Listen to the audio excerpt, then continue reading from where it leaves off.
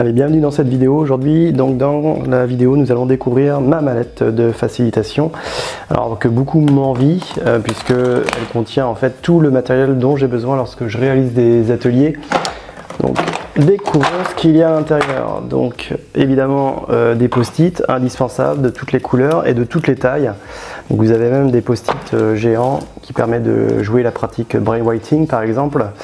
J'ai aussi mes cartes Brainstorming Box lorsque je fais de la créativité, matrice de mots, coach personnel, etc. Donc des cartes que j'utilise régulièrement. Donc comme je vous le disais, des post-it de toutes les couleurs, de la marque Post-it, des post-it carrés pour notamment remplir les canevas.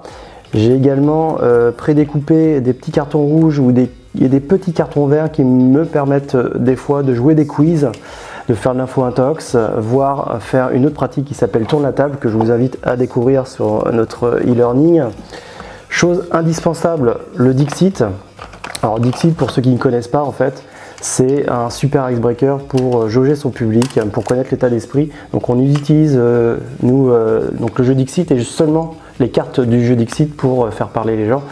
Donc ils choisissent une carte, un visuel très évocateur et expliquent leur état d'esprit en expliquant pourquoi ils ont choisi cette carte.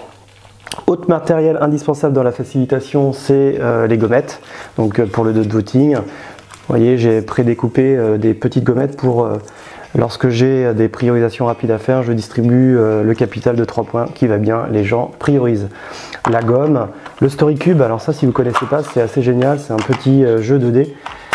Voilà, il y a plein de petites faces dessinées sur chacun des dés et nous on l'utilise notamment pour la créativité, voilà, construire une histoire en rebondissant sur les idées des autres, en lançant les dés. Super sympa comme jeu. La pâte à fixe pour accrocher les visuels, la gomme.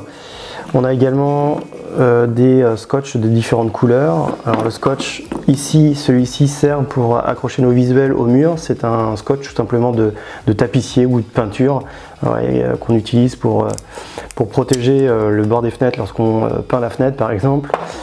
On a également donc dans cette mallette les ciseaux qui vont bien, donc tout simple.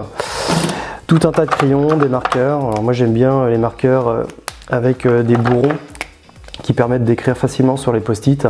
Je vous invite d'ailleurs à utiliser des marqueurs pour les post-it puisque lorsque vous prenez des photos de vos comptes rendus, il est beaucoup plus facile ensuite de lire ce qu'il y a d'écrit sur les post-it. J'ai également des scotch comme ça post-it qui coûtent extrêmement cher mais qui sont très intéressants pour par exemple faire des délimitations sur un visuel, sur un format A0 par exemple. Lorsque vous utilisez du papier craft, c'est assez intéressant.